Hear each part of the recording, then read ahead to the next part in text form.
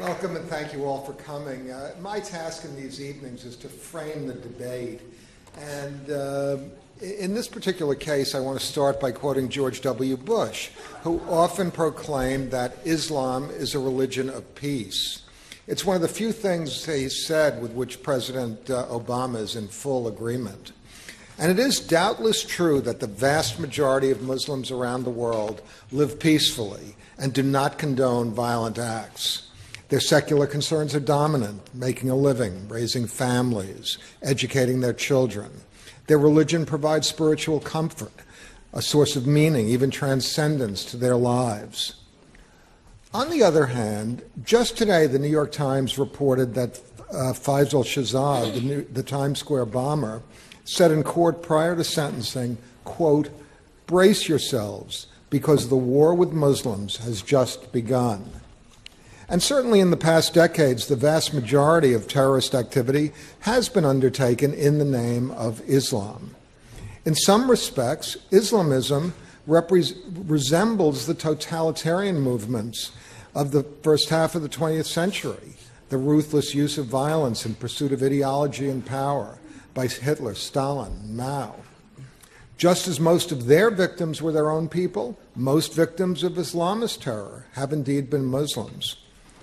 But history is replete with examples of violent minorities who have held sway over peace-loving majorities. Perhaps the relevant question for this evening is what the majority of Muslims believe. But perhaps it is whether Islam, viewed as an ideological force, is in direct opposition to Western interests and Western values. Should we respect Islam as a religion of peace, or should we accept Samuel Huntington's view that we are engaged in a clash of civilizations? Or might this be a false dichotomy?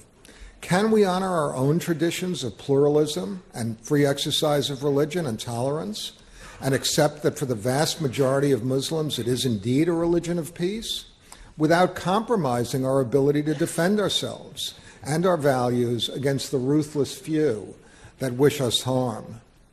Well, these are subtle and complex questions, and we've assembled an extraordinary panel of experts this evening to explore them.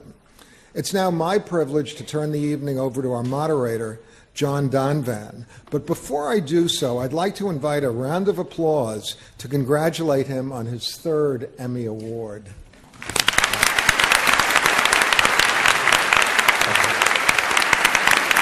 Thank you, and I was going to ask for another round of applause for Robert Rosencrantz, and there it is.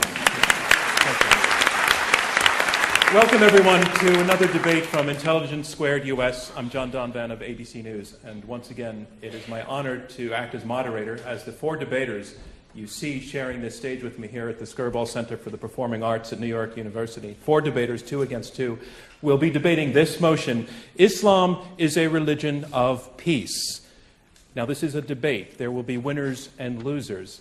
And you, our audience, will be acting as the judges. By the time this debate has ended, you will have been asked to vote twice, once before and once again after the debate, on where you stand on this motion. And the team that has changed the most minds will be declared our winner.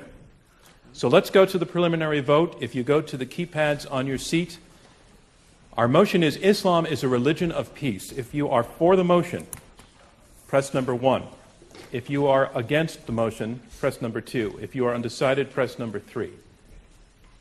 You can correct any mistake just by repressing and ignore the other numbers.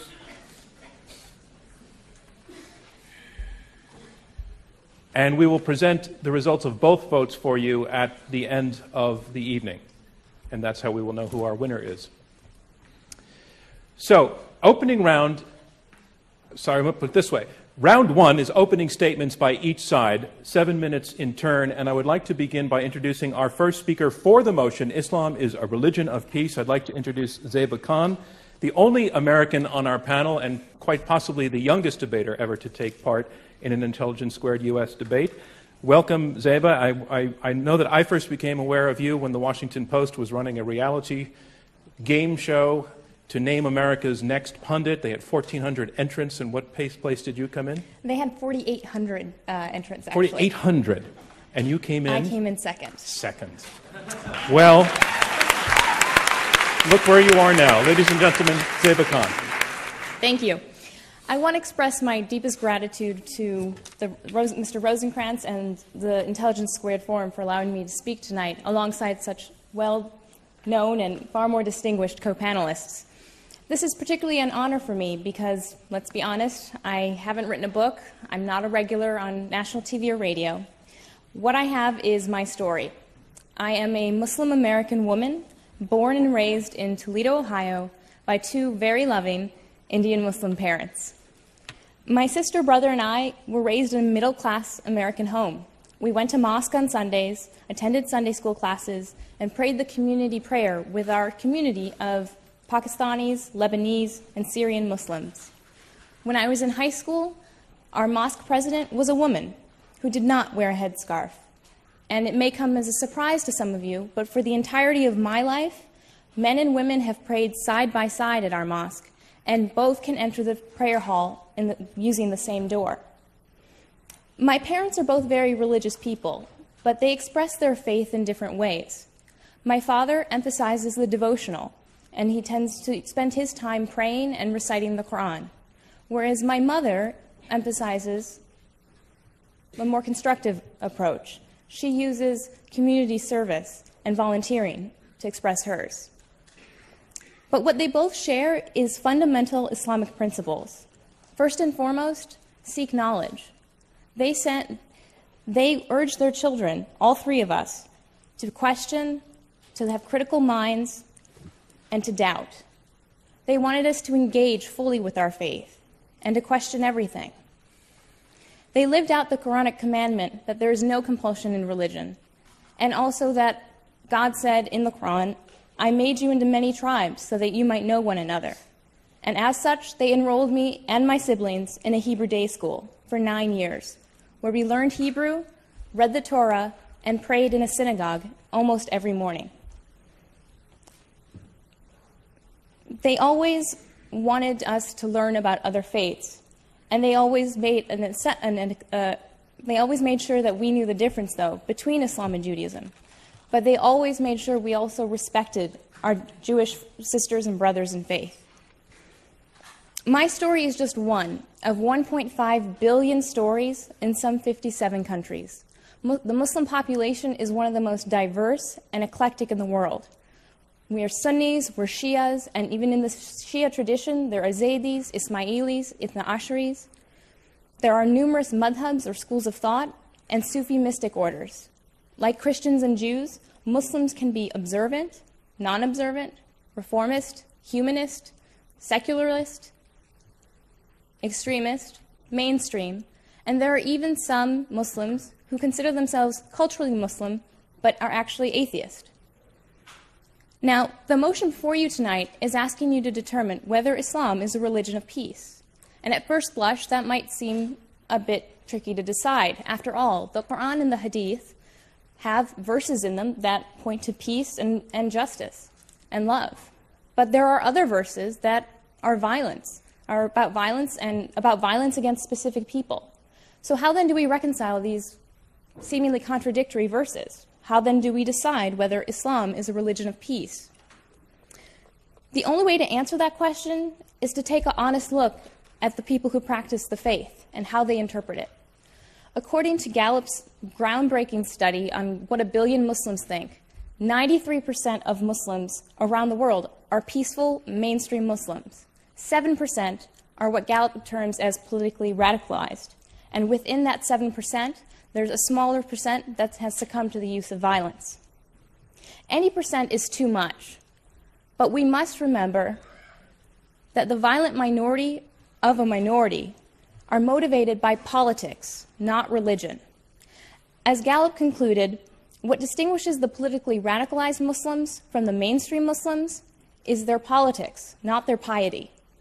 Robert Pape, a University of Chicago political scientist, further confirmed this in his book, Dying to Win, in which he came to the same conclusion, that the actions of terrorists are politically motivated, not through religion. The Tamil Tigers, for example, which are predominantly a Hindu group, used and pioneered the use of suicide bombing, did so for secessionist reasons, not for religious goals. Our opponents would have you believe that there's a take-all, no-winners clash between Islam and the West, and that Muslims who try to balance their Western values and Islam arrive at a state of cognitive dissonance and are left either mute or crazy by this internal struggle. That description doesn't resonate for me, or for my family, or for my friends, or for my community, because those two aspects of our identity were never in conflict with each other and were never introduced to us as in conflict with each other. I didn't realize that there were people out there who wondered whether people, Muslims like me, existed or could exist until after 9/11. Let me be clear. There are some horrifically violent criminals out there who twist our faith to justify their hate and their violence. But I'm here to tell you they don't speak for Islam. Mohammed Hamdani, a first responder who died on 9/11, speaks for Islam. Hassan Askari, a Brooklyn Muslim who stepped in on the subway and saved a complete stranger who was being physically attacked because he was Jewish, he speaks for Islam. Zainab Sulby, through her organization Women for Women International, has assisted over 250,000 women across the world. She speaks for Islam. And the entire Muslim community of India, who, when the authorities asked them to take the militants who attacked Mumbai in 2008, said resoundingly and collectively, no, we will not let the terrorists be buried with us. The media and those who profit from the narrative of Islam versus the West are never going to tell you my story or the stories of these Muslims, who constitute the vast majority of Muslims around the world. But just because you may not hear us, it doesn't mean we're not speaking out. And just because you may not see us on TV, it doesn't mean we don't exist. If you vote against the motion, I would argue you're voting against the moderate voices of mainstream Islam and telling the terrorists that you agree with their version. I urge you to vote for the motion. Thank you. Thank you, Zeba Khan. Our motion is Islam is a religion of peace. You have heard the opening statement in support of this motion. Now to speak first against the motion that Islam is a religion of peace, I'd like to introduce Ayaan Hirsi Ali, a very, very well-known dissident, born in Somalia, fled to the Netherlands where she was a member of the parliament, the Dutch parliament. Now she's in the United States, once again on a case of asylum because, Ayaan? Well, because I had to live with, basically, I was afraid for my life. Ladies and gentlemen. In the 21st century, in a free country. Ladies and gentlemen, Ayaan Hirsi Ali.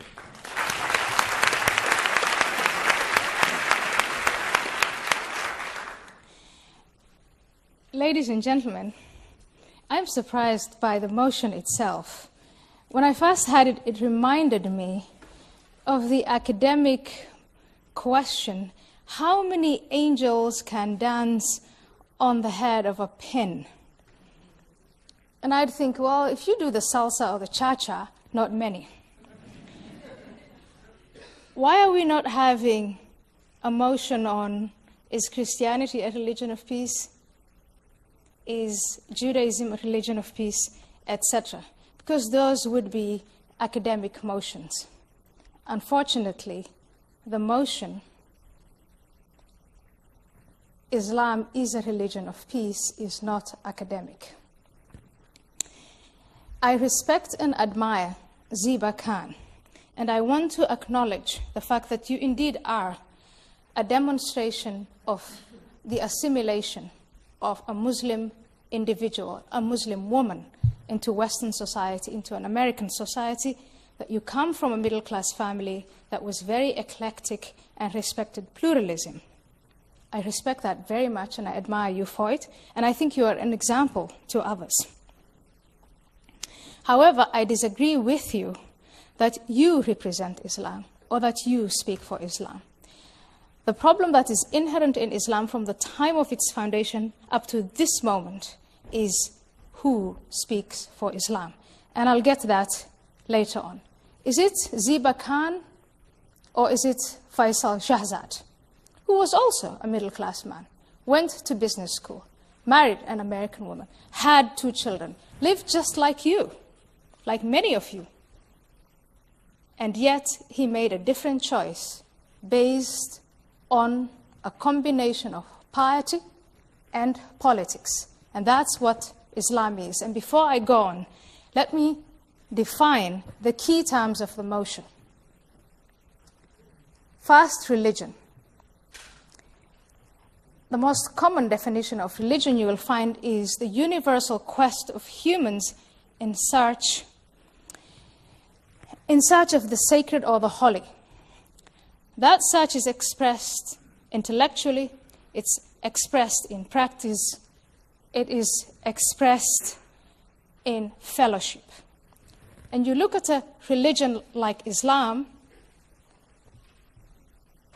on an intellectual level, it was expressed by the founder of Islam as a demolition of all other gods. Polytheism had to end, and all humanity had to be united under one God. From those of you who are familiar with history, and I think a crowd like this is, you know that no monotheistic religion can be a religion of peace. No monotheistic religion is a religion of peace. And definitely not Islam. Monotheistic religions know periods, lengthy periods of peace, but they also know lengthy periods of war. In terms of practice, yes, in Islam, you practice charity, you go to Hajj, you pray, all of that.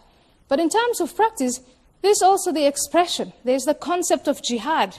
And I find it a pity that Ziba Khan did not mention that concept, which is central to Islam's conquests and Islam's success. The founder of Islam, Muhammad, in his lifetime, conducted 65 campaigns of war that were all successful. And that militaristic history of Islam is well documented. Just go Google it. And if you don't find it on Google, go to all those former empires that were conquered. The combination of a history of empire, of conquest, also leaves a legacy behind. And that legacy is the thrusting together of people of different ethnicities, languages, etc. So even if that empire declines, the likelihood of conflict, of war, is probable, it's high, especially where there is a fault line. That's where Samuel Huntington had a point. That history of militarism, combined with the legacy of empire, those 2 points alone belie the motion tonight that Islam is a religion of peace. But that's not all. When empires decline, those who are defeated, and the Muslim empire declined, those who are defeated sometimes find themselves in a state of victimhood. That state of victimhood is exploited by the leadership or those self-appointed leaders of Islam. And what do you see? You see a number of people, and I concede it's a minority, who believe that Islam is under siege. A mentality of victimhood tells those who are conquered, who are vanquished, that the problem was caused by external powers, not by us, and that systematic denial within Islam after the 19th century to blame only outsiders, exempt Islam from blame, from the explanation what went wrong. Yes, it was external. Yes, Muslims were humiliated. Yes, they were conquered. Yes, they were colonized. But how much was also because of the flaws of Islam? And that takes me to the point of absolutism. When the West went into its scientific revolution, why wasn't it Muslims? Muslims were the first scientists, arithmetic, logic, etc. They were great. Why didn't they get into that scientific revolution? Why were they left behind? Was it only because of external factors, or were there internal flaws? That combination of a status of victimhood and the absolutism, the demand that you can never revise or reflect on the Quran, that you can never, never, ever refute what Muhammad said, you can only follow his example. That absolutism, combined with that status of victimhood, is also enlarges the likelihood of conflict. And those two combined, like the other two factors, Ayaan belie... Hirsi, your time is up. Thank you. That belies the motion. I'll keep my last two factors for the time I have remaining. Thank you.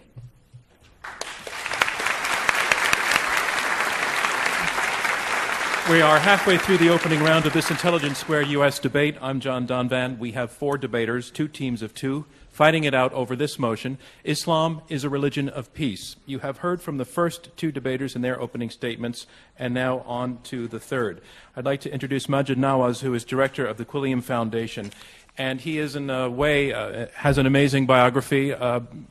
Several years back would have been America's nightmare. He was a radical. He was imprisoned in Egypt while on a trip there, though he's born in the UK, was in Egypt and tortured for being a radical, and something happened to you in prison. A 180-degree turn in one sentence. What was it? In one sentence? Yeah. We're talking about 4 years there. Yeah. Amnesty International. But I'll explain that in my, hopefully. Fair enough. Ladies and gentlemen, Maajid Nawaz. Thank you. Thank you. Could I indulge the audience and just ask for a round of applause for Zeba's mum? She's just over there, and I think she did a wonderful job. Yeah. To raise your daughter to speak Hebrew in the current climate is amazing, and I applaud you. Ladies and gentlemen, thank you for giving me this opportunity. I want to begin by just stating what this debate is not about. This debate is not about making excuses for terrorism. Basically, my career is to challenge extremism and terrorism in the West and also in Muslim-majority countries. I've just flown right in from Pakistan, where I've been building the foundations for the first nationwide social movement to challenge extremism and promote democratic values in Pakistan. And I'm proud to announce that just today we gained our 10,000th member on Facebook. So this debate is not about making excuses for suicide bombers, even inside Israel.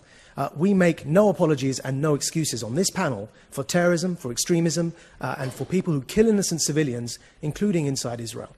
This debate acknowledges, we on our panel, Zeba and myself, acknowledge that Muslims do need to speak out against extremism and to challenge it, and more Muslims need to do that more actively. We acknowledge that Muslims bear a responsibility in reclaiming their faith from those, the minority, who have hijacked Islam and who have captured the public imagination in their definition of Islam. We acknowledge that, and I am, in my own person, a manifestation of that effort, as is Zeba in the way she was raised. So we acknowledge that as well. This debate, in fact, is an appeal. It's not, also, before I move to the fact that it's an appeal, it's also not a threat. So we're not going to argue here tonight that if you don't vote for the motion, that somehow Muslims are going to rise up and attack you for insulting Islam. That's not the case. This is an appeal. And it's an appeal to your good sense and your good character and to what you know inside you. This is actually not a debate for Islam at all. This is a debate for peace. And we are not arguing for Islamic peace.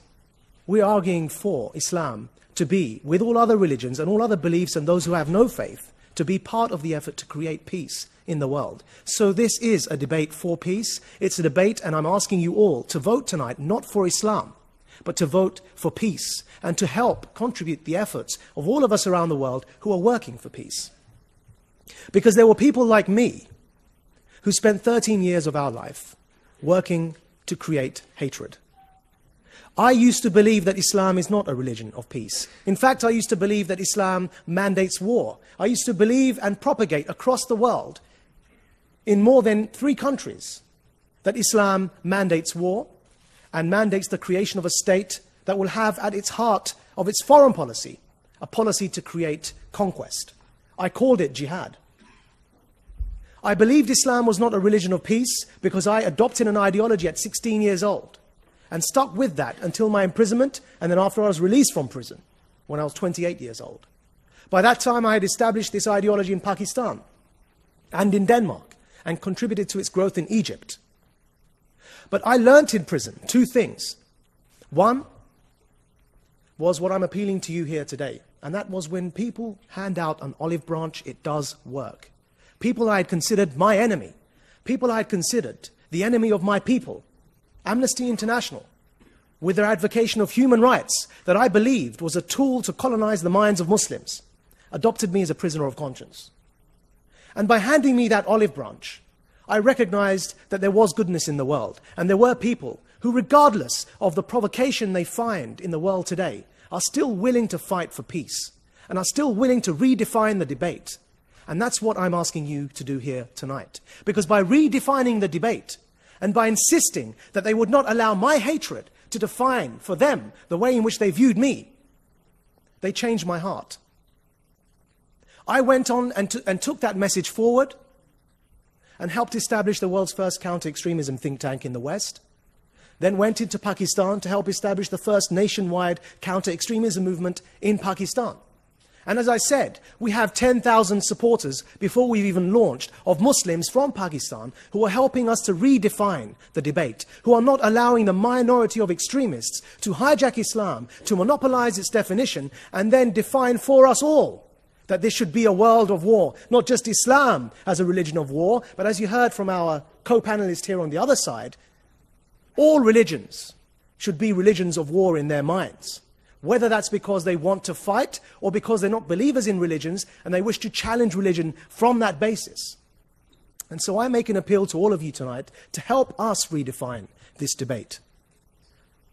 And the second thing that happened to me in prison that helped me change my mind was that I had the opportunity, I won't say good fortune because it wasn't really that, but the opportunity to mix with some of the leading founding jihadists of the world inside an Egyptian prison, ironically built by the British. And what I learned was that I had been extremely arrogant. I had suffered from the failure that I saw here tonight in my respected colleague's presentation. I had failed to contextualize history. And when I was this young and angry 24-year-old who, yes, had grievances, who'd been stabbed at multiple times growing up on the streets of Essex, who had been falsely arrested on a number of occasions because of racial profiling, I was a very angry young man. But I went to men in prison who had been in prison since I was 3 years old, and then I met them at 24.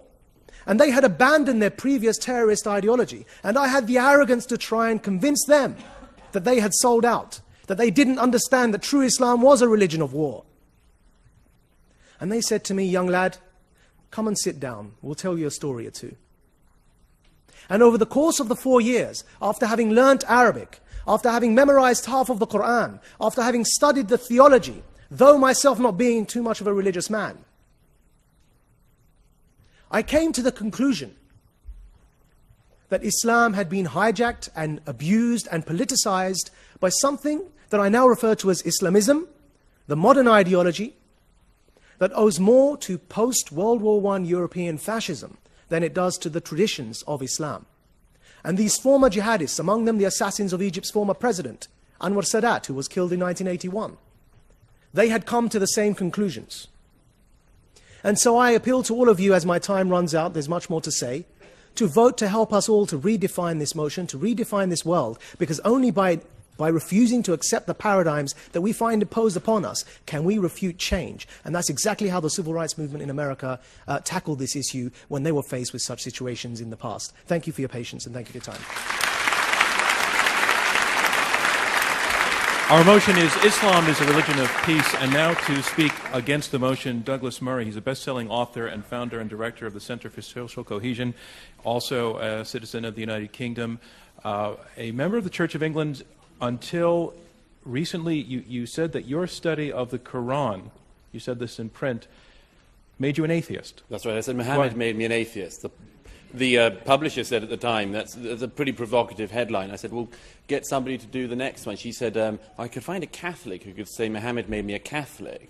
I said, how about trying to make it a 3-part article and get the third one, somebody saying Muhammad made me a Jew? And that one would be the trouble. Douglas Murray, ladies and gentlemen. Well, thank you. Well, thank you. It's a great pleasure to be here tonight. I'm sorry to make this panel rather Brit-centric after my colleague Majid. This isn't an attempt by us to have a British takeover of the old colony or anything like that. But I was coming earlier from my own fallen empire, referring back to my friend and colleague Ayan's comments earlier, and I was reading the paper, as I'm sure all of you were doing earlier today. Majid finished his comments by talking about the importance of changing paradigms. I'm not sure this is about paradigms. I think it's about facts. Here are some facts in my newspaper earlier. The Times Square bomber, of course, a man just up the road from here who tried to kill thousands of people. Only, by the way, didn't manage it because he set the 24-hour timing device to 7 a.m. instead of 7 p.m. 1900 hours was what it was meant to be. If he had have got that bit right, thousands of New Yorkers would have died earlier this year again. I see further in the paper 12 suspects arrested in France in a network trying to recruit people to go and fight American and other troops in Afghanistan. I turn to another page of the newspaper in the city I've just flown off from this morning, a Muslim London Underground worker who was, had written to his wife, who's off to try to become a martyr for Allah, as he says. He says, more than anything, I wish Allah to grant me martyrdom. Ladies and gentlemen, we have to look at facts. We should also just quickly, if I may, refer something to the wording of tonight's debate. Ayan's already mentioned this, but I mean, let me put it this way. You're I'm sure, a liberal-minded New York audience, or at least I hope you are. We'll see. But I imagine that if the motion we had here tonight was Christianity is a religion of peace, we get to the Q&A, perhaps even before, and somebody would say, if the other side were arguing for that, somebody would say, what about the Crusades? What about that? And then there'd be some other clever clogs who'd say, what about that Florida pastor the other week? That was a nasty business. That's Christianity for you. If we'd had tonight, Judaism is a religion of peace, the other side were trying to argue that. Sure as anything. There'd be people popping up in the hall tonight saying, oh, there's this bit in one of the Old Testament books, really, really bad. All sorts of massacres going on. Why don't you talk about that? There might even be people trying to say that, the argument that Judaism was a religion of peace couldn't be argued because people would say, look at what Israel is doing, and isn't that a direct response? And so on. So let's not have a debate about Islam and whether or not Islam is a religion of peace without talking about the facts to do with Islam. It's an absurd situation we're in, where nothing that anyone does whilst being Muslim is any responsibility of Islam's. Yet anything anyone does whilst being a Christian or a Jew is responsibility of all Christians, all Jews. Let's make this as straightforward as I can. Take the categorization that eminent scholars like Bernard Lewis, Ibn Waraq have made. Let's say Islam is a very, very complex thing. And the best way I can do this in the very short time I have is say you have three Islams. Islam 1, 2, and 3. Islam 1, the Quran and the life of Muhammad and the Hadith. Islam 2, the tradition of the Sharia. Islam 3, what Muslims do now. The first of those things, Islam, the Quran and so on, is bad. It is bad. There is a lot of violence in it. And what's worse, the peaceful verses are superseded by the violent verses. The violent verses also, sadly, are more numerous in number. Then you've got the life of Muhammad. Again, a bad man. A very bad man, it has to be said. Not a great role model, if you look at it.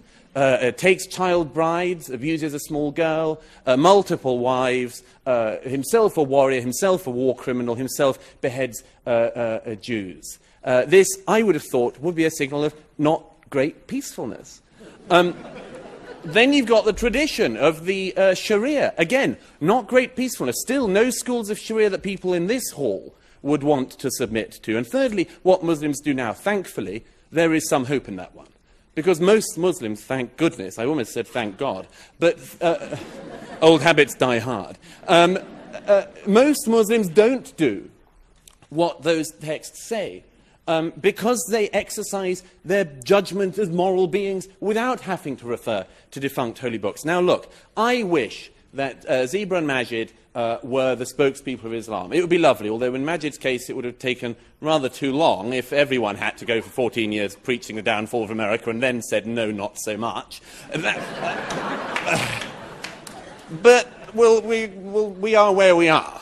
Anyhow, I wish they spoke for Islam. It would be great. But the fact is that tonight, the organisers of this debate asked a number of clerics. None of them would show. Specifically, they wouldn't show and debate against Ayan Hirsi Ali. Myself, I don't think they cared. But But no, it's very interesting that they will not debate. Time and again, the actual leaders of your religion will not debate this. And you're left with people like we have here. The reason why is, of course, is that the leaders of the religion show such terrible lessons. It is not a small thing. It's not, as it were, a detail. It's not like a wacky Florida pastor. That you've got the largest Sunni state of Saudi Arabia, the most important Sunni state in the world, the most extraordinary closed prison of a society. It's not a detail, it's not a one-off nut job. The Shiite Republic of Iran is what it is, led by the people it's led by. That is not an accident, it's not a detail. The thing that worries me is that although tonight we hear from the fellow panelists here about how Islam is a religion of peace, the fact is that the people who are making the decisions in the religion, the people who are preaching in the religion, the heads of that religion, people like Sheikh Qaradawi, who broadcasts anti-Semitic, the most appalling filth every week on the main networks, that is the faith that's speaking for you guys. I wish that, Ziba, you were on every week on Al Jazeera, but you're not. Qaradawi is. The problem is that Islam is an unstable component, as a religion, an unstable component. 1,000 years ago, the Mu'tazilites tried to reform the religion. They were wiped out. The fact is that Islam is many things, many, many things. But to say it's a religion of peace is nonsense. It's to ignore reality. It's to ignore very difficult but necessary facts, not paradigms, but facts. To say that Islam is a religion of peace is to say something based entirely on hope. It's to elevate a hope into truth. And I hope, as you all know, history teaches us that's a very bad thing to do. Thank you. Thank you, Dr. Smalley.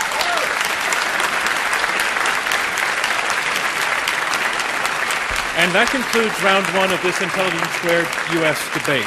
And here's where we are. We have heard opening statements. We're going to move into round two. Remember how you voted in the beginning. We're going to move into round two, in which the debaters address one another directly. They will be taking questions from me and then questions from you in the audience. So I just want to state where we are. This is an Intelligence Squared U.S. debate. I'm John Donvan of ABC News. We have two teams of debaters arguing out this motion. Islam is a religion of peace. The side arguing for the motion, Zeba Khan and Majid Nawaz, have been make the argument that the extremists do not define Islam. Take away the extremists and you have a religion of peace. The side arguing against, Ayaan Hirsi Ali and Douglas Murray, argue it's not about extremists, it's inherent. It's inherent in the tradition, it's inherent in the scripture, and it's inherent in the history. And to the question of the notion, Ayaan Hirsi Ali, of this not just being about extremists, you concede that there are extremists, but that's, you say, not the problem. What about your opponents? What about your parents? What about Muslims you know who do not adhere to a violent form of religion? Are they, if there's something about the faith themselves, are they embracing spiritually something that is morally an illusion? Well, my parents and people like my respectful opponents here are ignoring the basic tenets of their religion. When Muhammad, the founder of the religion, called out to all Muslims, and that's how he won most of his wars, by saying, I have been ordered, and all believing men have been ordered to attack and kill and maim anyone unless they testify, unless all men testify to the fact that Allah is the one and only, Muhammad is his messenger. My father disobeys that.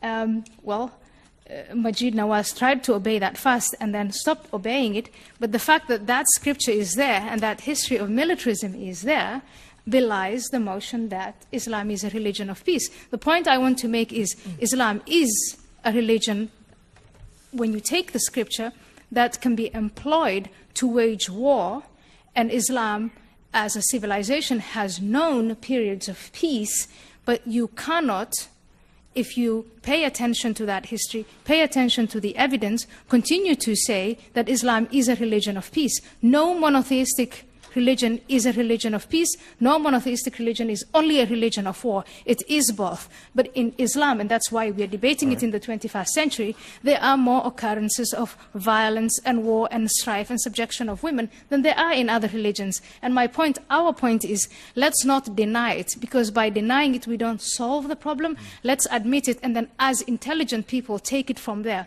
What is to blame on external factors? What is to blame on the inside? Majid Nawaz, who was an extremist, now an anti-extremist. Majid, respond. So, forgive me for the assumption, Ayan. It's a pleasure to be on the panel with you, by the way, but forgive me for the assumption, but do you speak Arabic? Have you studied Arabic grammar? And I'm asking for a purpose which, if you do give me the chance to explain, I will. But first of all, just let me ask you that question. I don't speak it as well as you do. And I want to know where the question is going before I give a full answer to that. If you want me to quote the Quran, I will. You may be surprised that I don't know if I speak well or not, but the reason I'm asking is that you just quoted a hadith of the Prophet, and you actually really did exaggerate what he said. And I'll quote you the exact hadith in Arabic and then translate it. Now, what you quoted was...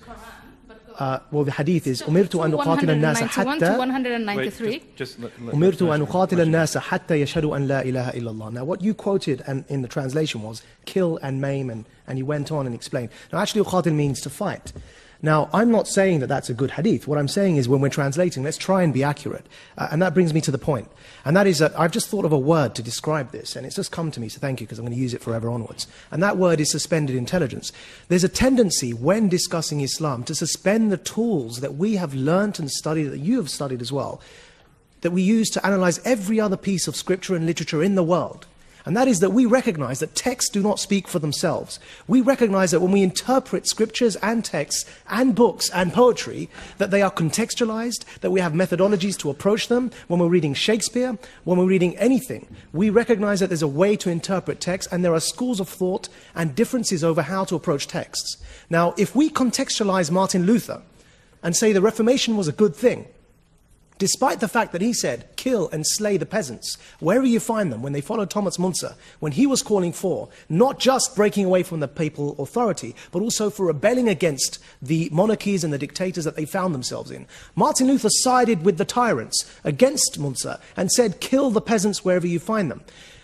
Despite that, I'm prepared to say the Reformation was a good thing. And the reason I'm prepared to say that is that Martin Luther must not be judged by the standards of civilization that we, after an accumulation of thousands of years, have arrived at. He must be judged by the standards of civilization that were around during his time. And that's how society evolves. And we recognize that for every other faith and for every other piece of literature, yet when it comes to Islam, somehow we want to suspend what we've learned about that and quote verbatim from texts. Yes, we read things in their context. I mean, you read Chaucer in context. Chaucer doesn't have followers. He doesn't have 1.4 billion people who believe everything. Sorry, I quoted Martin Luther, not Chaucer. Or are meant to believe everything that I suppose Martin Luther does have followers. If you allowed me to speak, I'd address your Luther point. I'll get there, I promise. Right.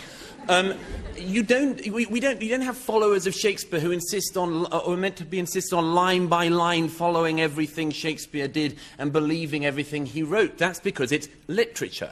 Actually, what's happening, Majid, is you've put your finger on the problem. Absolutely. It's not us that isn't applying the rigorous critical faculties. We're applying them to the Quran as we would to any other work of literature. You're not, because you can't. And the final thing on that, what do you mean Majid, what do you mean that he can't?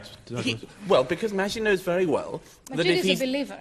And believers are not allowed to contextualize the text. Is that true? Can I bring you back to my question? What about Martin Luther? Is that point true?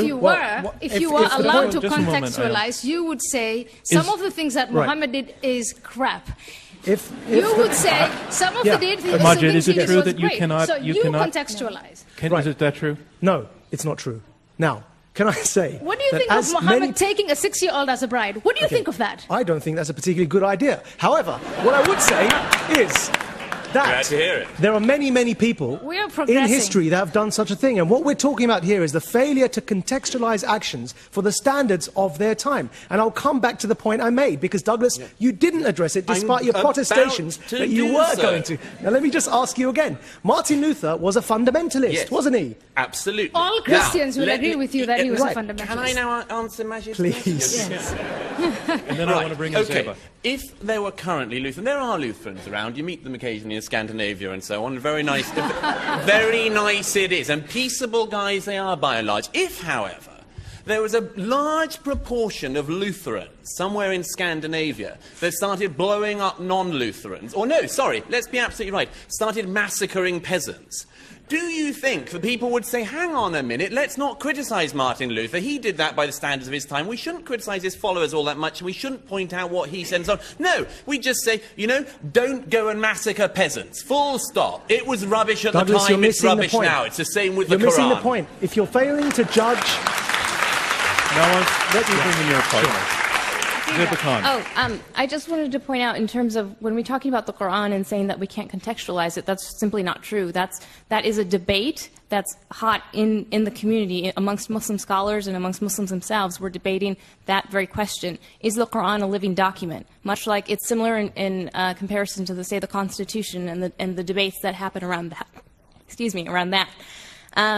The fact is, scholars say that, you know, when you look at the Quranic Arabic, there can be, 2, 3, 4, 5, 6 interpretations for every word. There's only certain things in the Quran that scholars agree are concrete, like the concept of God, afterlife, things like that. But beyond that, there is a wide range of interpretation, which is why there is a history that not many people look at, and that's part of the problem, that nobody's actually looked at the history of debate within Islam about every sort of aspect that can come to mind. I disagree with that. The reason why I disagree with it, it would be more accurate, Ziba, if you said the scholars that you find attractive say that. But there are a bunch of scholars with a great number of following in Islam, all of them are self-appointed, by the way, because there's no hierarchy, there's no seminary of Islam, except a University of Al-Azhar, and we know the products of Al-Azhar. But there are scholars like bin Laden who say we have to take He's not a scholar by anyone's he measure. has the greatest following. He has That's the not greatest true. following. The Islamic Brotherhood, Hassan not true. al-Banna, when you look at the Sunni Islam, when you look at Ayatollah Khomeini in the 20th century, the most influential guy of Shia Islam, another self-appointed scholar, you have all of it. Sheikh bin Baz, he has the greatest following. Sheikh al-Qaradawi, maybe these are individuals that are not attractive to you, but then it would be more accurate if you stated that. They are attractive to many Muslims, not thousands, but in the millions. And what they say, and that's why they're influential, is they challenge every single Muslim individual. Are you a true Muslim? If you are a true Muslim, you live by what the Quran dictates, you follow the example of the Prophet Muhammad. Their interpretation, and those though. scholars who insist on that are far more influential, far more powerful than you soft-spoken, wonderful, cuddly scholars. Well, Majid Nawaz. So, Ayan, you just quoted bin Laden as a scholar and Hassan al-Banna as a scholar. Bin Laden, for those of you who don't know, is an engineer, a qualified engineer. So don't know him. Why don't you define who is a scholar? Don't know his history. He's a qualified engineer who comes from one of the richest construction families in Saudi Arabia and was educated in the elite private schools of Switzerland and Saudi Arabia. Hassan al-Banna that you referred to was a school teacher. And in fact, what you find common with all of the movements that you're worried about and that I'm worried about and we're all worried about are that they are founded by people who do not have a theological background. Now, for all we think of Al-Azhar and their very conservative views, what we don't find is that Al-Azhar produces the likes of bin Laden and Hassan al-Banna or even Maududi, the founder of the Jamaat Islami in the Indian subcontinent. Maududi was a journalist. Sayyid Qutb, the founder of modern-day jihadism, was a literary critic who came to America on a scholarship in the 1950s to study literature. He was not a theologian. So coming back to the point, why don't please, you name Ayan, a number don't of scholars define who are influential for who the are whole not? world who a Muslim scholar is. Because actually the people you refer to were not qualified theologians. But don't you touch on the problem, by admitting this, don't you touch on the problem that is inherent in Islam after the death of Muhammad, that the problem of who speaks for Islam has not been resolved. It could be the two of you, what's it that could got be to do with bin Islam Laden, being a it religion of could be peace? Al-Qaradawi, it could be Faisal Shahzad, it could be Faisal me. Shahzad is an engineer. Sorry, Ayan, nothing against the engineers in question the crowd. he just Please asked, vote for what us, does but that have to seriously. do with Islam being a religion of peace? If you're almost making the argument that Islam is what you want it to be, depending on how you behave. So if you behave peacefully, is it not a religion of peace to you?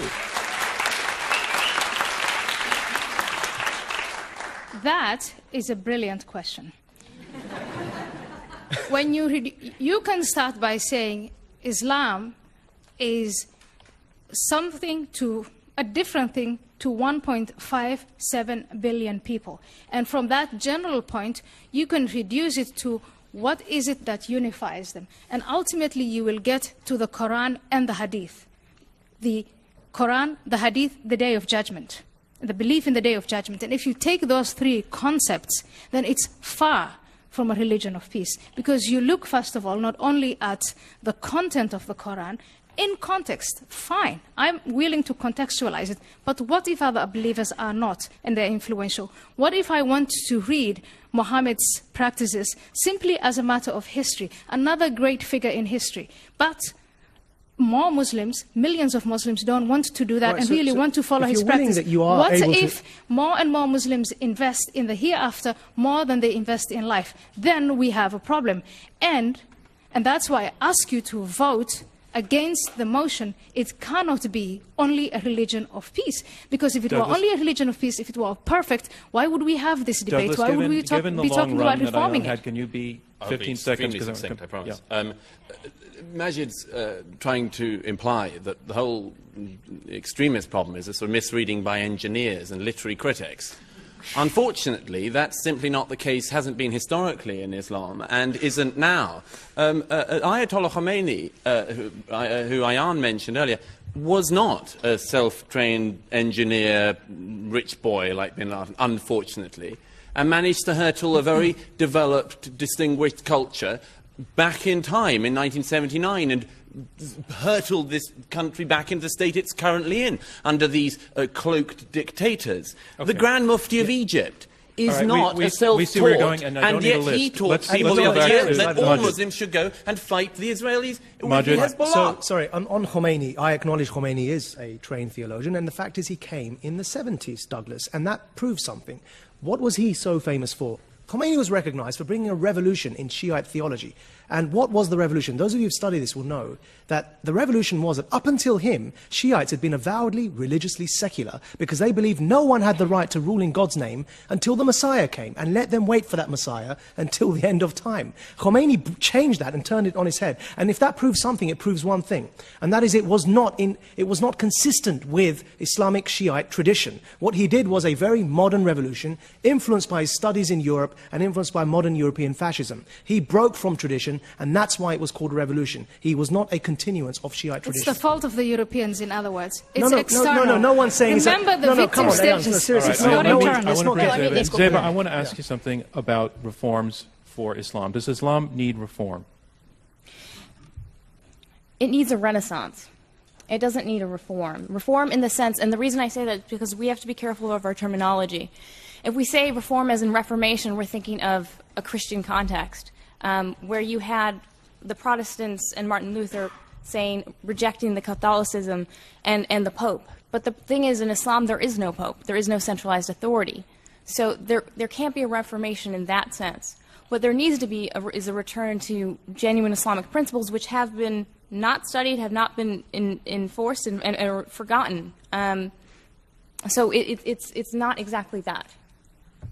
All right. But a return to genuine Islamic principles is exactly what Al-Qaeda is advocating. No, that's not actually what they're... No, that's actually incorrect. A return, a rebirth, Al-Qaeda, so the difference between Al-Qaeda is exactly what all those extremist organizations are. The radio cannot make sense of two voices, and I'm talking now, too, at the same time. So Yeah. I'm going to be quiet. I'm going to give you 20 seconds to make that point, and then I want to hear back. So think 20 seconds. When you look at the extremist the organizations that we've come to call extremist, what they're advocating when they answer the question, what went wrong? We had this empire, we lost it. How do we regain it? Their answer is a rebirth. Let's go back to the origins, a revival of it. Is that what you want, Zeba? No, they actually covert the language for their own political purposes. Al-Qaeda is not calling for a return to Islam or to original Islam or anything like that. They're actually using Islam as a cover for their political grievances. When you look and ask Muslims, ask 1.5 billion Muslims, when you look at the mainstream, they're 90%. They're peaceful and fine. When you look at the politically radicalized, when you ask them, what do they fear most?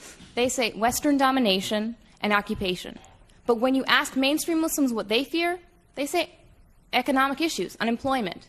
There's a clear difference. And so they're not, what we can determine from that is that it's not religion, because religiosity between the two is indistinguishable. How pious they are, indistinguishable. It's the one factor that makes the difference is what they focus on and their grievances against, perceived grievances against the West. Douglas Murray. But don't we get back to one of the core problems which you still haven't addressed, which is the life of Muhammad and his teachings, which is as follows. Is that if a Christian group decides to go back to the teachings of Christ, you know, the worst stuff they find is the Sermon on the Mount of Olives. They can find one verse where Jesus is said, I think the Gospel of St. Matthew, to have said, I come not to bring peace but a sword. But the rest of it is all love thy neighbour and all that sort of stuff. If you're a Christian group looking to go back to the sources of Christianity, you just find a lot of, well, hippie stuff for a lot of modern people. So what is it about this religion we're talking about tonight that you say is a religion of peace, that when people go back to the origins, they find a founder who was violent, teaching violence? See, this comes back to what you mean by people going back to the origins. And I refuse, as does Zeba, and as we're asking for all of you to do, is to refuse for Islam to be hijacked and monopolized by the bin Ladens of this world who want to tell you what it means to go back to the original sources. Now, if that was the case, then I ask you, why is it that in Bangladesh, where there was a free and fair election, the Islamist party lost roundly? They completely lost the elections. In Pakistan, where there were recent elections, the Islamist alliance in the north that came to prominence after the occupation of Afghanistan, they completely lost all their seats. So the Muslims in two of the most populous Muslim-majority countries in the world, as is the case in Indonesia, whenever they have a chance to vote, they do not vote for the Islamist extremists. And time again in elections across Muslim-majority states, they have proven that their interpretation of Islam, and they are the majority, is not the interpretation of Douglas, Ayan, and bin Laden. Now, I don't want to be in that camp. All right. I want to take a little break and move on to the topic and the status of women in Islam. I'm John Donvan of ABC News. This is an Intelligence Squared U.S. debate. We're at the Skirball Center for the Performing Arts in New York City. Our motion is Islam is a religion of peace. We have two teams of two arguing for the motion, Zeba Khan and Majid Nawaz, and arguing against the motion, Ayan Hirsi Ali and Douglas Murray. Here in the West, one of the issues that is very complicated for people in coming to terms with what they think Islam is the status of women in Islam. I'd like to go to you, Zeba Khan. Take that on. You know what I'm talking about.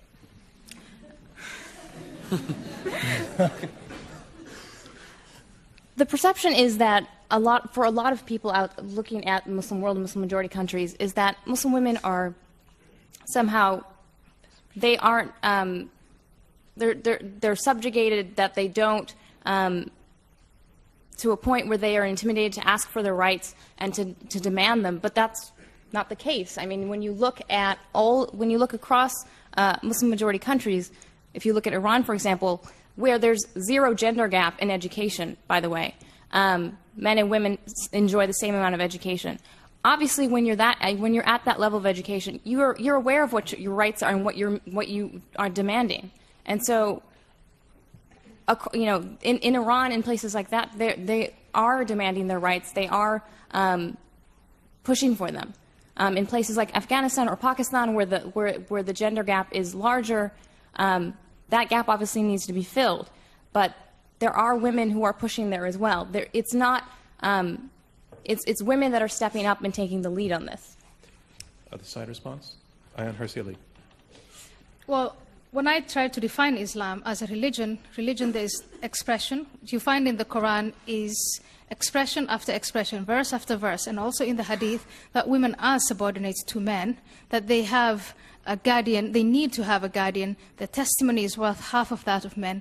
They can only inherit half of what their brother inherits.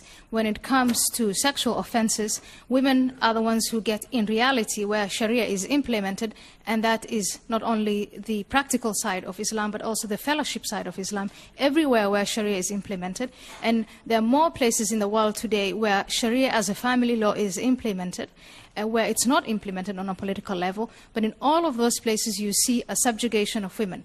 You see honor killings. You see women who are denied education. If you look on a global level, the levels of illiteracy among women in the Middle East is appalling. That's not something that I'm telling you because I'm, you know, whatever, I misunderstand Islam, but that is report after report. And the latest one is the United Nations UNDP Human Development Report that was first published in 2002, and that was again published in 2003, 2004. And if you follow these reports, this is empirics. This is not something that I'm imagining. The situation of women in the Middle East, in Muslim countries, is dire. And the principles that underlie it and the practices are Islamic. It's Sharia law in action. And the appalling, the nightmare is women who have fled those countries, who are now in the West, American citizens, European citizens, are subjected to parts of Sharia law. And Ziba, I think that denying that, kind of, not just as a matter of debate, but I then try to question, where does your solidarity lie as a woman who grew up in a free country, a free woman, and as vocal as you are, shouldn't you be more solidar with them? I am. Ziba Khan. I am.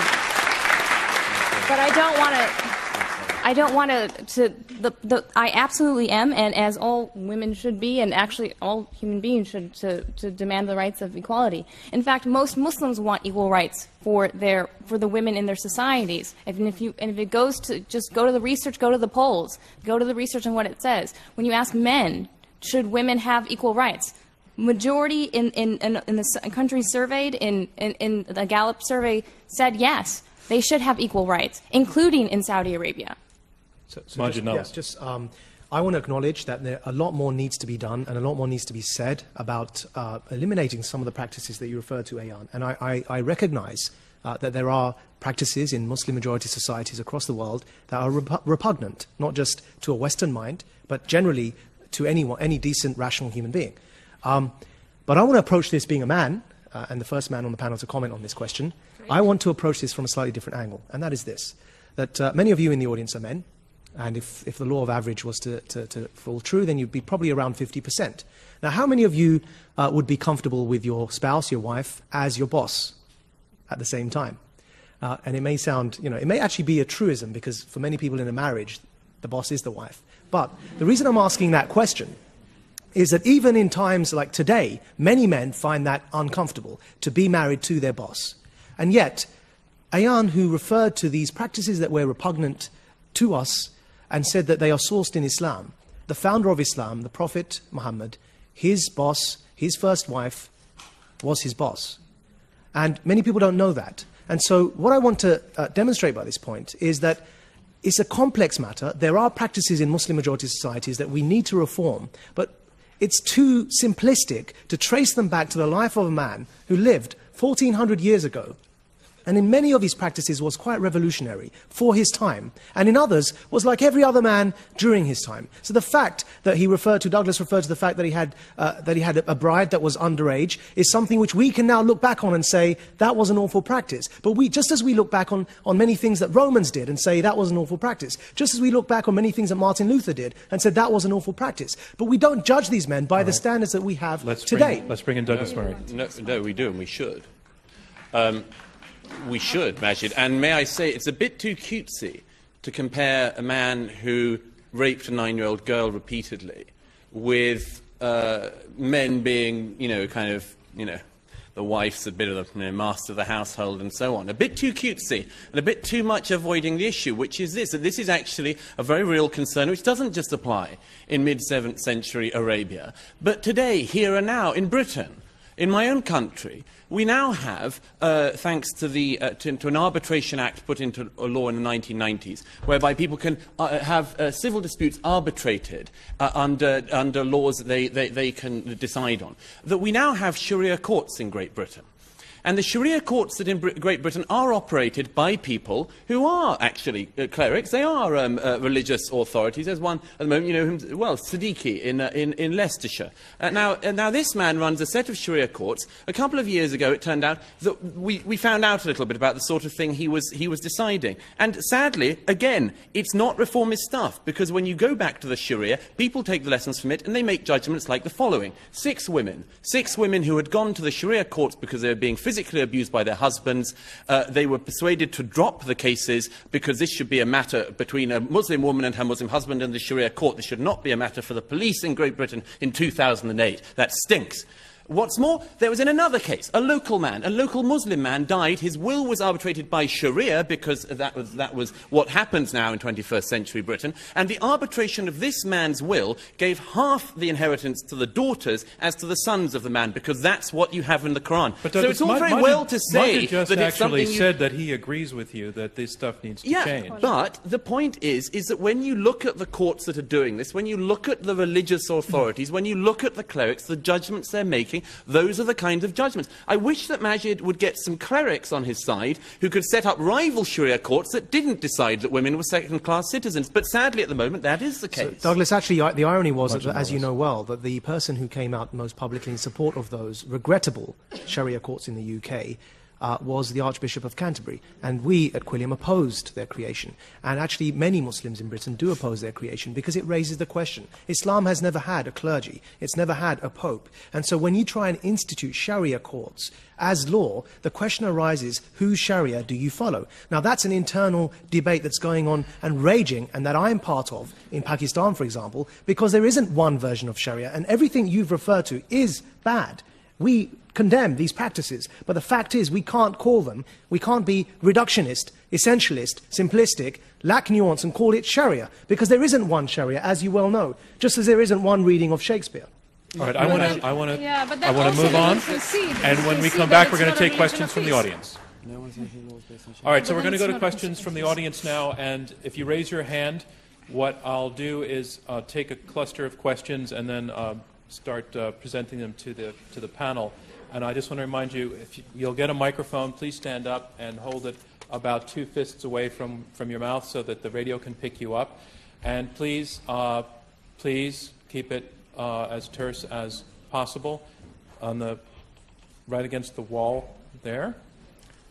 And blue shirt here. And eyeglasses and green. All right. So you get 30 seconds to ask your question. It makes me nervous that you've got something written down on a piece of paper. Under 30 seconds, I promise. All right, go ahead. Zeba, in your opening remarks, you said that Islamic terrorists are motivated by politics, not religion.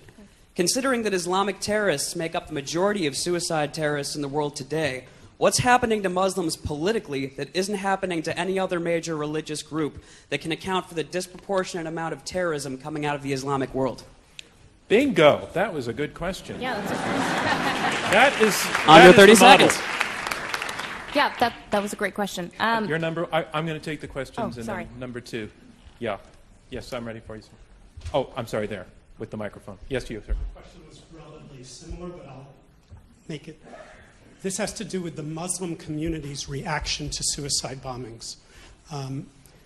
You stated there's 1.5 billion Muslims, and yet the silence of this community on suicide bombings, the justification, the rationalization, the wiggles from the community, from the religious community, from the Muslim states, Arab states and Muslim states, is something that in the West we find puzzling. How would the panelists react to that? Thank you. And third question? I hope this isn't too naive, but if Islam is not a religion of peace, is it possible for it to become one? That's a I think that's a great question, actually. I was trying to get at that with the reform issue, but I just think you put it far more eloquently. So I'm going to take all those questions because I thought they were all good. Zeba, do you want to take the response to the first one? Basically, why the preponderance of terrorism, the questioner is saying, is committed by Muslim extremists. Why are we not seeing that happening from other groups? So what I can't say is, I know that it's a complicated question. And so you have history involved, you have different factors that contribute to the answer. What I can say for sure, just based on looking at the studies that come out, is that the level of religiosity, the level of piety of violence, of terrorists, compared to mainstream Muslims, is virtually, there's no difference. So it's literally, when you ask them how practicing they are, how often do they attend services, things like that, it's literally the same. So that can't be the distinguishing factor. But what we do know, as I mentioned earlier, is when you ask them, the one big difference is when you ask them what they fear the most. And they say their perceived idea of Western domination, which is very similar to what we hear from our opposition, a perceived fear of Islamic domination. And so when you compare that to the mainstream who just want to get a job. Would the other side like to respond to that question as well? Or to the answer that you heard? And if not, we'll move on. Well, I'll move on. Okay. Can I just add something? Sure. No, Sorry. There's also, I think, just to add something, that the preponderance has a lot to do with the spread of a certain ideology that I refer to as Islamism that has arisen in the post-colonial context and that was exported to the Middle East through geopolitics. Now, what happened was that there was a need for a cause to resist against colonialism. And Britain was a secular liberal country. The cause, the ideology that the Arabs adopted, who were resisting, initially it was Arab socialism, Baathism, and that morphed into Islamism, which owes much of its origins to Arab socialism. And so what we find is that the spread of this ideology, pretty much like how post-World War I Europe, with the identity crisis that emerged after the Weimar Republic, led to the growth of fascism in Europe, with fascism in Italy, Nazism in Germany, and totalitarian Stalinism in the USSR, we see the same thing playing out post-empire in the Middle East. So what it's related to is the spread of this ideology that has hijacked the minds of many young Muslims. And yes, Muslims need to do more to challenge this ideology. We are trying to convince them of that. But this is a very modern phenomenon. I remind you, Khomeini is a modern phenomenon, and he created a revolution where he flipped Shiite theology on its head, as are the others. Bin Laden, Sayyid Qutb, they are all modern phenomena. Okay, Majid, you have awakened the other side on this topic. Yes, because Should have kept my mouth shut. I understand. Majid, what you're saying is Islamism is invented by the British. Islamism has nothing to do with Islam. External, external, external. Those poor Muslims who are seduced with the Quran and the activities of Muhammad, their own culture, their own convictions, their own history, they have, they are only the victims. Ideas inspire. Ideas unite. Ideas people bring together. And Muhammad succeeded first and foremost in uniting a disparate Bedouin desert Arab group of people. And they unified and they conquered. And when it worked, it was all Islam. When Muslims were successful, when they conquered lands, it was all great. It was Islam. Now that we're faced with this problem, it's Islamism, and it was created by the British Empire. Well, I just want the other side. I don't think we will ever be able to address this issue if we systematically refuse to acknowledge, and that is what that side of the panel is doing. Let me finish it. Yeah. To systematically refuse to acknowledge the flaws of Islam. I grew up as a Muslim.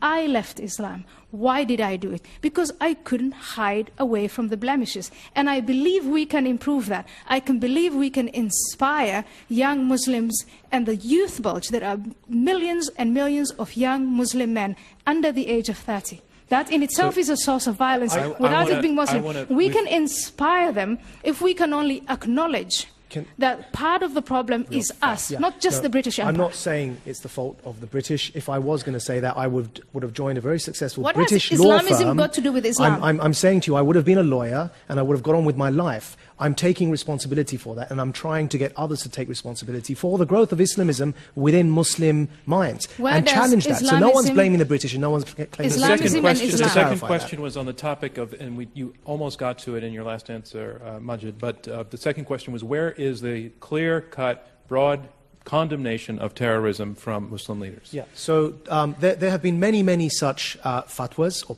pronouncements against suicide bombings. In many cases, they're not reported. There does need to be more. However, I'll give you an example of why in some cases there aren't more. Now, recently we at Quilliam publicized a fatwa by Dr. Tahir al-Qadri against terrorism, a no ifs, no buts condemnation of suicide bombing and terrorism that Douglas, always a pleasure to speak with you on the panel, supported. And was quoted in the press as supporting Dr. Tahir al-Qadri's fatwa against terrorism.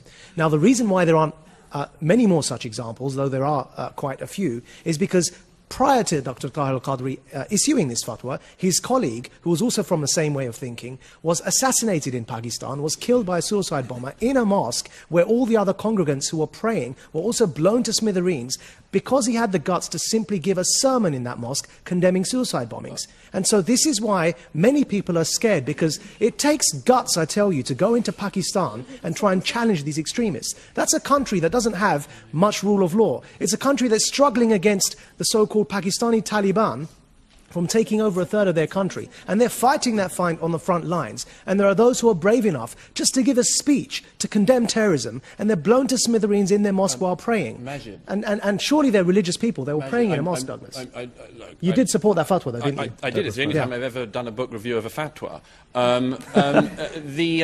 I'm sorry to say this, Sir Majid, you seem to have just proved our point. Yes. Please explain. Is it? I mean, I'm very grateful. It's a very important and very interesting question, why more people don't stand up. I much admire Al-Qadri for that fatwa, as I have other people who have stood up. But the number of times I've spoken to clerics behind closed doors and so on, and you say, why aren't you saying anything? They say, because if I do speak up, I'll be killed. Well, I address you again, ladies and gentlemen, to the motion. No, but hold on. I'm sorry.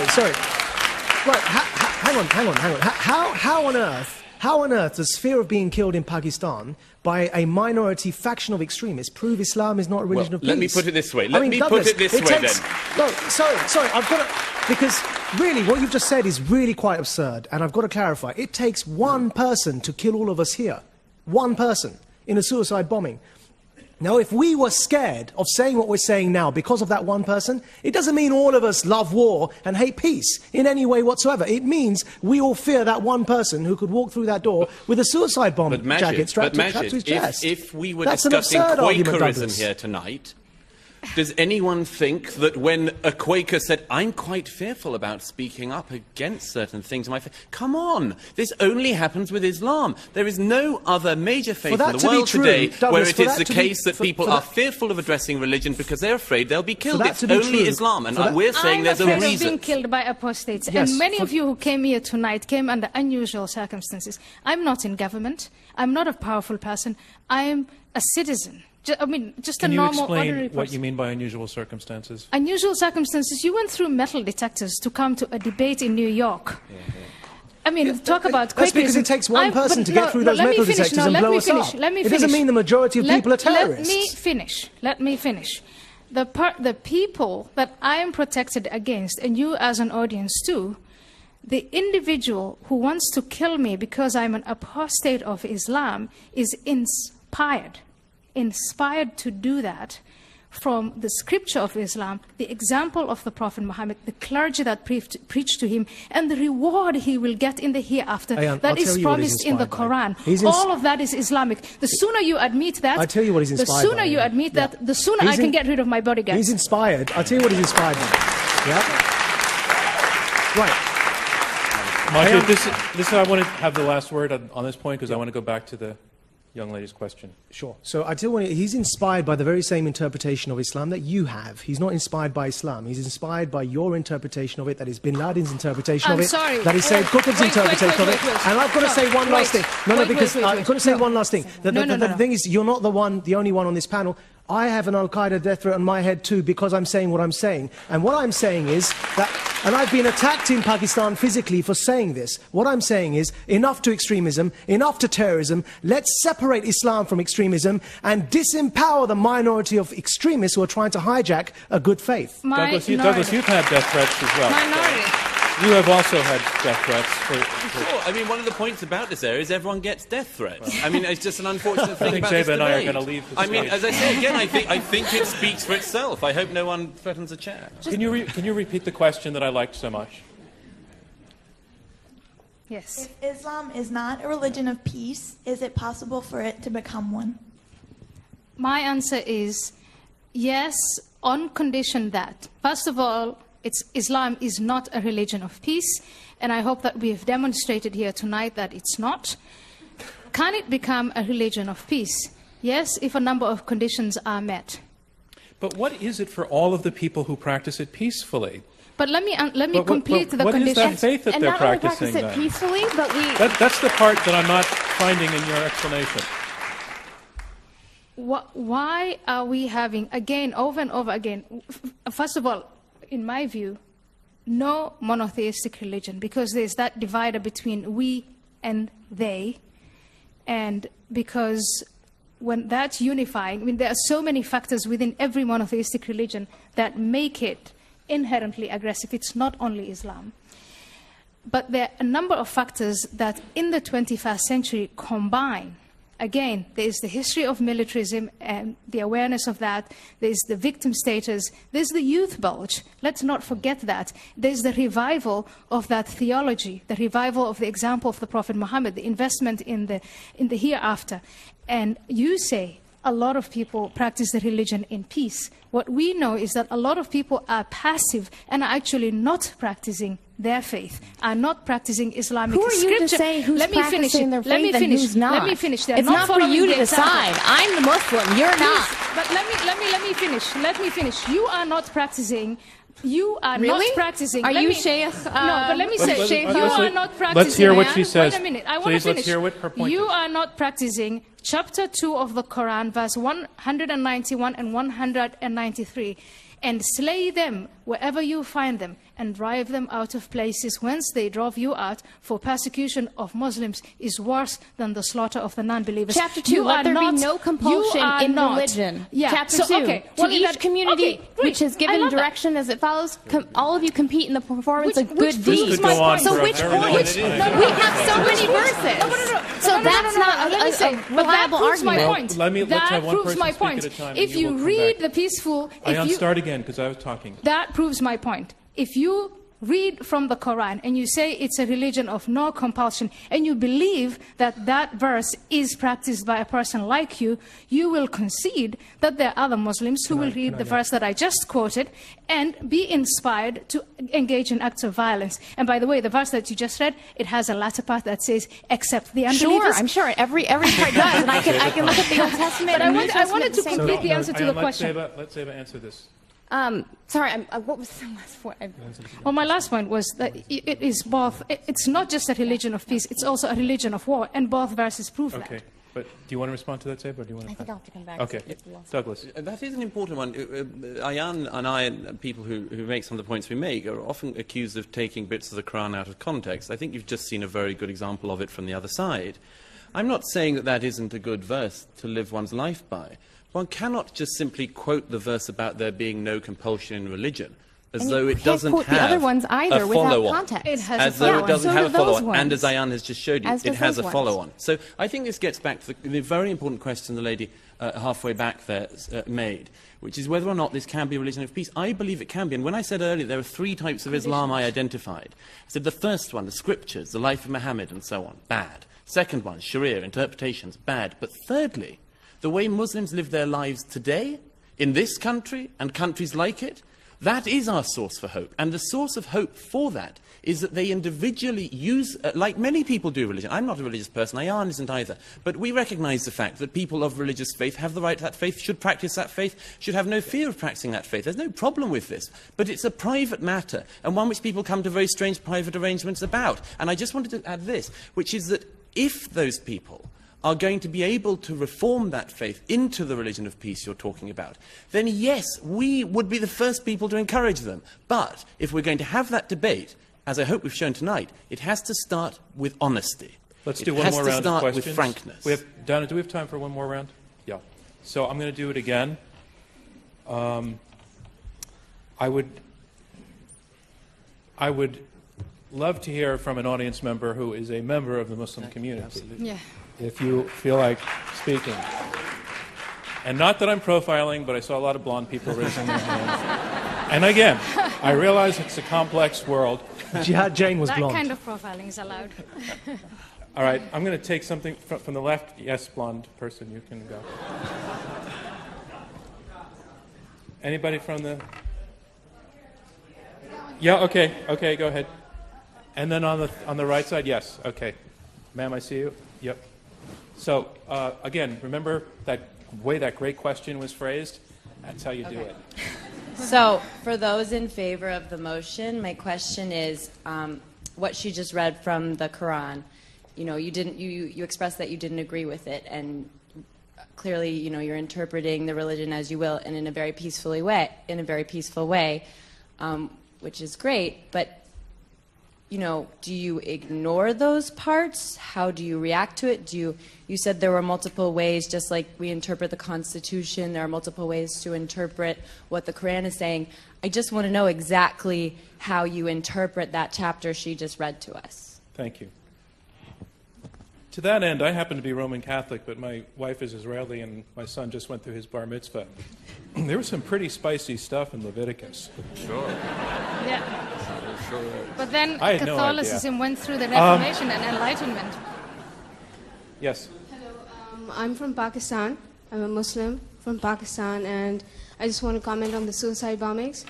There's one almost every week. And if you feel that as a nation, after being destroyed repeatedly since 9/11, we would still be sympathetic to extremist sentiments when two of my students were killed in suicide bombings. But what is your question? My question is, I want you to consider what the value of socio-economic, cultural factors, political dictatorships. What role do those factors play in making young people susceptible to extremism? Do you not feel that Majid covered that in his remarks? Because I feel that he did. Well, I don't think the audience understands. Let me put it on hold then, and then the third person. I have a question for Ayan Hirsi. I'm a Muslim woman, and she was referring to the subjugation of women. This has to do with the subjugation of women. I'm from India, and my question is, if women are not educated, in a lot of Muslim countries, that's the problem, that women are not educated. And when they're not educated, they don't know what their rights are. And so they're not going to demand their rights. That's the whole point in not educating half the population. But my question to you is, what does that have to do with Islam? Because according to my understanding of the Quran, the first word that was revealed of the Quran to Prophet Muhammad was read. It had to do with education. And the Quran... So can you give me a question in one sentence? I know you can, so go for it. My question is, what does that have to do with Islam? Because the Quran doesn't say that, according to my understanding. The education, it doesn't say educate men, do not educate women. Nowhere in the Quran have I found that. Let's take that last question first. I want to agree. Thank you so much for that question. I completely agree with you that women in the Muslim world today, not all of them, but most of them, are denied education. The reasons that are given by those who do the denying are Islamic. They refer to the concept of guardianship. So the guardian has the authority to decide whether he sends a girl to school or not, and for how long she goes to school. The main reason in Muslim countries where girls are sent to school, Muslim communities where girls are sent to school, the main reason for pulling them out at the age of menstruation is the fear, the terror that they might lose their virginity. That modesty, sexual modesty that is demanded of girls, which at first it preceded Islam, it was a tribal Arab culture elevated to religion in Islam, where people find within the Quran that in the Hadith, that insistency on her virginity, on her being a virgin on the night of her wedding, that is one of the main reasons that is given. And if sexual emancipation were to occur within the Muslim world, and I want to challenge a guy like Majid Nawaz to take the forefront as a man by saying that you value a partner, a human being, more than her hymen, that would revolutionize Islam completely. It would take, girls would go to school, they would be independent, they would be able to articulate what their rights are, and more importantly, they could make Islam a religion of peace because they would bring their boys up to be employable, to be educated, and to renounce suicide, killings, and martyrdom. Uneducated mothers are mothers whose children, whose boys, bad guys can take advantage of. We're at the point where normally we move on to our third round. We have these two questions standing out there, and I'm going to extend, with everybody's acceptance, a few minutes of this section tonight. Nobody seems to be leaving, and no one's asleep. Majid, if you can be very brief to that, and then I want to get to the last question. To be honest, I value a can of Diet Coke more than a hymen. I mean, really, everything's more valuable to me than a hymen, and especially a woman. So I really don't understand the point of your question there. But allow me to say, however, that every Muslim questioner from the audience today is not a true Muslim, and every one of you may be a Christian is not really a Christian, and any of you may be a Jew is not really a Jew, because I have the absolute monopoly of defining all three of those religions for all of you. And really the passages that, because I'm saying this because of the first question, and that is the passages that were referred to about fight them wherever you see them. Now the thing is really, the founding fathers of this great country who wrote the Constitution believed in slavery and were practicing slavery. Now, does that mean that we're going to define the whole of America and its Constitution by that practice? Or are we going to contextualize that practice and say that when they founded this country, slavery and abolishing slavery was not at the forefront of their minds, but later on it was abolished, and that's an achievement for this country. It's not something that defines this country. And so, likewise, these passages, yes, they can be used and they are used in a problematic way. And it's our responsibility, not just as Muslims, but as decent human beings, to go out there and challenge the abuse of these passages. But we must not forget that as with every other document in history, it had its context and it was abused. And now when we have gone ex post facto, we can look back to that and judge it with the very civilized standards that we've arrived at and say, that was wrong. Now, perhaps let me in put 50 years' time, I may be defined as uncivilized. I want to put the question as it was phrased to Zeba, which was, how do you filter out? Right, exactly. How do you filter that out? How do I interpret is what you're asking? Despite what our opposition says, I do have that right. And basically, I look at my faith. I'm sorry, who asked the question? Oh, okay. I look at my faith in the way I was raised with core Islamic principles, which is how my family raised me and that I determined as an adult were correct, which is compassion and tolerance and plurality and strength and diversity, because we are a diverse population. There are as many interpretations of Islam as there are people.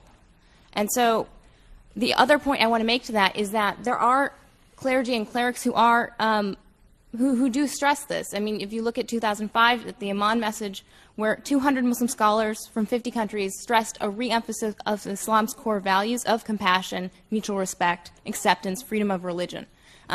There is precedent for this, not just for me as a layperson, but from the clergy as well, to reassert these lost, in some areas, lost values.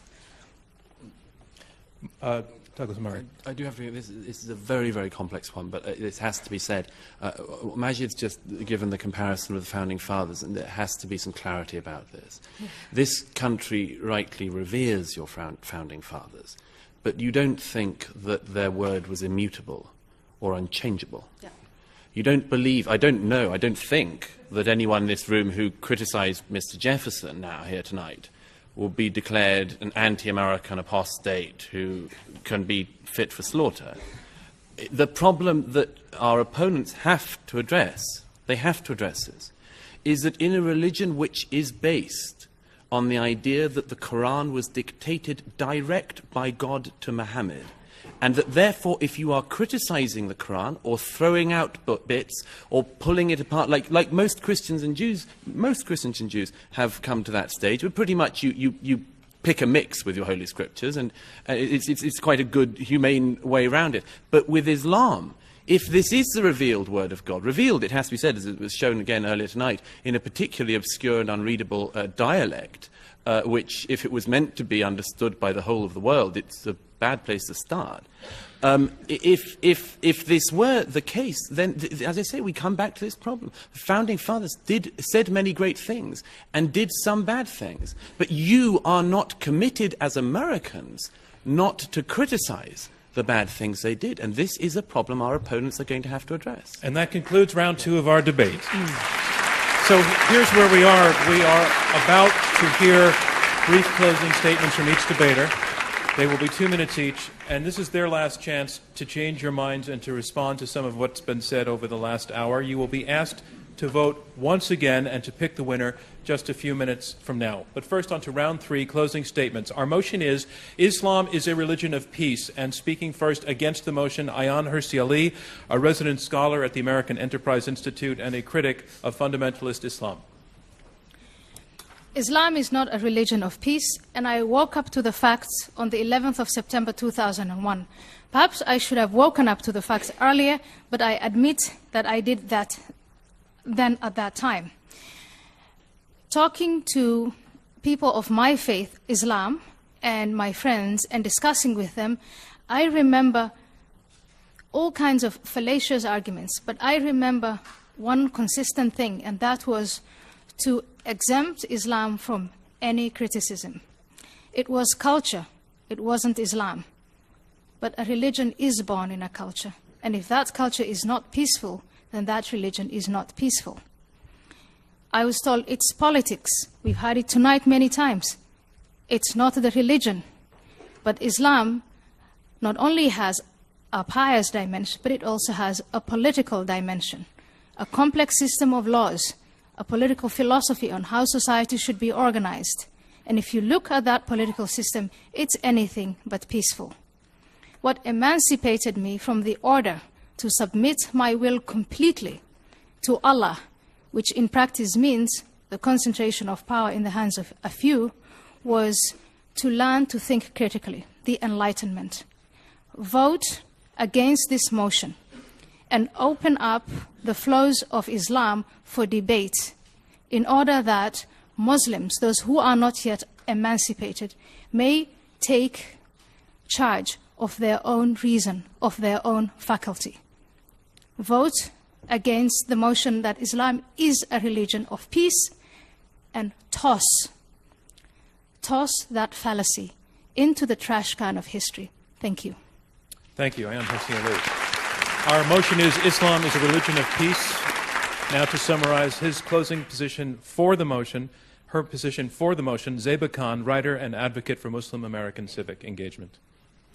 Thank you. Faisal Shahzad, the underwear bomber, and the group of young men that were picked up in Pakistan. All of them were for violence and trying to attack our country and learn how to attack our country elsewhere. But the one thing else that the media consistently forgets to mention, or conveniently forgets to mention, is who turned all of them in. It was Muslims. It was their family. Because that is a Quranic principle, that you stand up for justice, even if it's against yourself. And in this case, someone's son, or several people's sons, or the underwear bomber's father, who was Nigerian and not American, did this, turned him in, and sent word to the authorities. And a Senegalese merchant was one of the first, unreported, but was one of the first people to see the Times Square attempted bomber. Our opponents have a very simplistic outlook on this, on the world and what's currently at stake. They see it being Islam versus the West.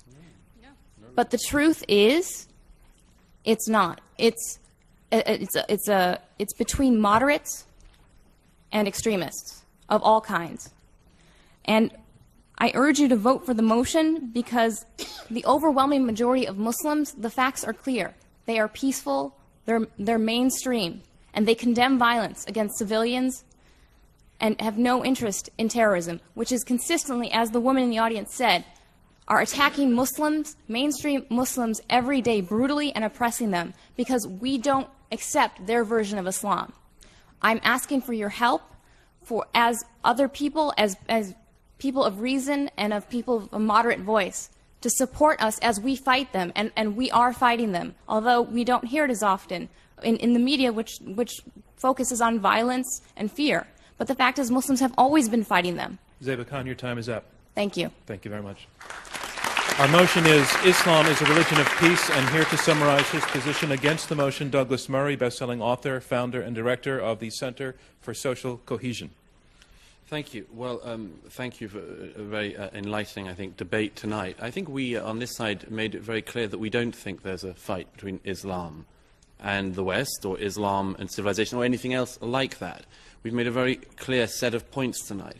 And one of those points, which I hope people will bear in mind, is we have said repeatedly that it is in Muslims and their critical faculties, Muslims and their behavior, Muslims and their faith, that we have hope.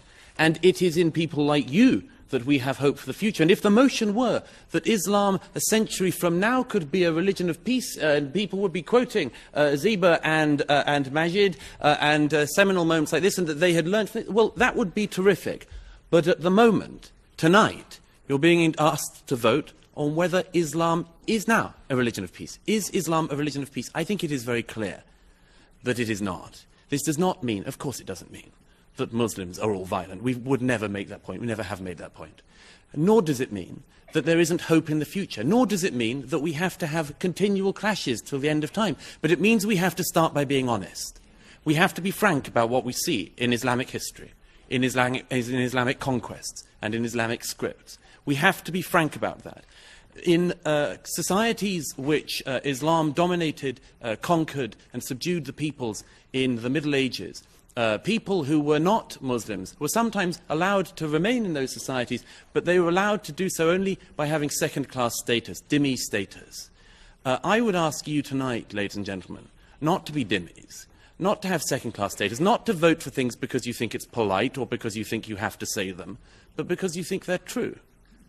On that basis, the idea you could vote for the motion tonight is absurd. Islam is palpably, demonstrably, evidently not a religion of peace.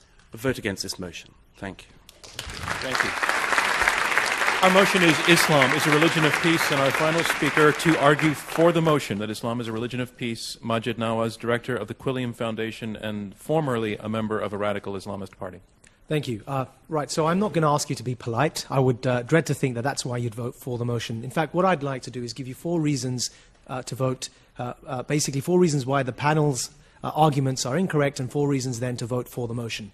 And as for the failure of the panel, I think number 1 is that there's a failure to contextualize. As I've tried to say time and time again, there's a failure to contextualize history and texts and sources, and there's an intellectual suspension that occurs when discussing Islam that simply doesn't occur when discussing the Constitution or any other piece of literature or writing.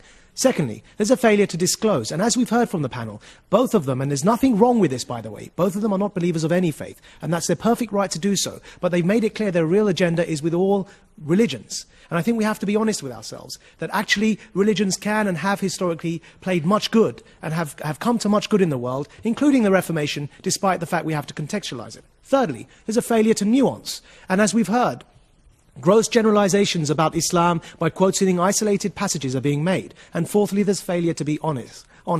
And that honesty is in refusing to recognize that the vast majority of Muslims, where there have been democratic elections, have refused to turn in the extremists, as the examples I cited in Bangladesh and Pakistan. Now, please vote for the motion. And the reason I'd say that is reclaim Islam. Don't let the minority hijack it. Yes, even for those of you who are not Muslims, reclaim it because it's a faith like all other faiths that does need to be redefined in current times. Secondly, vote for peace. This is not a vote for Islam. It's a vote for peace, and I'm sure all of us want peace. And thirdly, I'd say, help the confused Muslims in the world, the faction, the minority, the young minds, like I was, who are confused, help them make up their minds by giving them guidance, by giving them an olive branch, and voting for peace tonight. And finally, I'd say that even if you're unsure, even if you think Islam is not a religion for peace, I would ask all of you here tonight to vote, as we've heard the admission from the other panel, it can be a religion of peace, so vote for what you'd like Islam to be. If you'd like Islam to be a religion of peace, vote for it. Thank you. Thank you. Majid Nawaz. And that concludes our closing statements, and now it's time to learn which side you feel has argued the best. Sorry? I just wanted to object. Okay. To that. Yeah. Now it's time to learn which side has argued best. We are asking you again to go to the keypad at your seat that will register your vote. We'll get this readout almost instantaneously. Our motion is Islam is a religion of peace. If you agree with the motion, push number 1. If you disagree, if you're against the motion, push number 2. If you're undecided, push number 3. And we'll have the results in about a minute. Before we get there, I just want to say that this has been probably the most spirited debate that we've ever had, and I thought it was conducted mostly with respect and with honesty, and I want to congratulate all of our panelists for coming out here.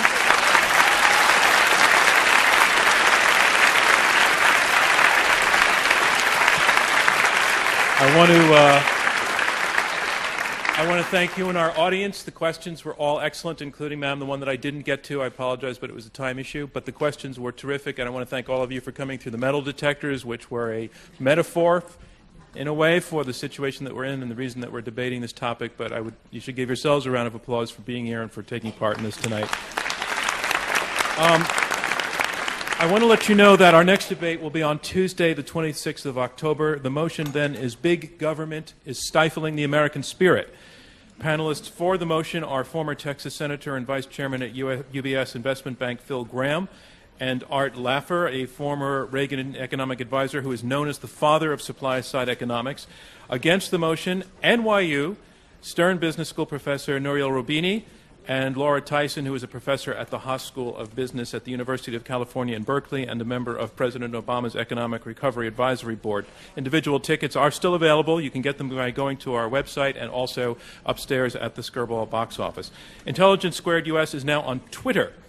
You'll find us at twitter.com/IQ2US. You can follow us for announcements and interesting links, and you can video of this debate. You can find by following those links. You go to you can use #IQ2US, and also you can tweet about what you thought about tonight's debate and its results. And you can become a fan of Intelligence Squared US on Facebook, and by doing so, receive a discount on upcoming debates. All of our debates, as we've talked about, are heard on more than 220 NPR stations across the country. Remember, as you stand, to turn your cell phones back on, or you might miss important calls. You can also watch the debates on the Bloomberg Television Network. This debate will start airing next Monday at 9 p.m. It will be repeated through the week at that 9 p.m. time slot. Visit Bloomberg.com to find your local channel. Intelligence Squared is now one of the most popular public affairs podcasts on iTunes, and you can download that and listen to past debates at IQ2US. All right. It's all in now. I've been given the results. Remember, the team that changes the most minds is declared our winner, and here it is. Our motion is Islam is a religion of peace. Before the debate, 41% were for the motion, 25% were against, and 34% were undecided. After the debate, 36% are for the motion, 55% against, 9% undecided. The side against the motion wins. Congratulations to them. Thank you from me, John Donvan, and Intelligence Squared US.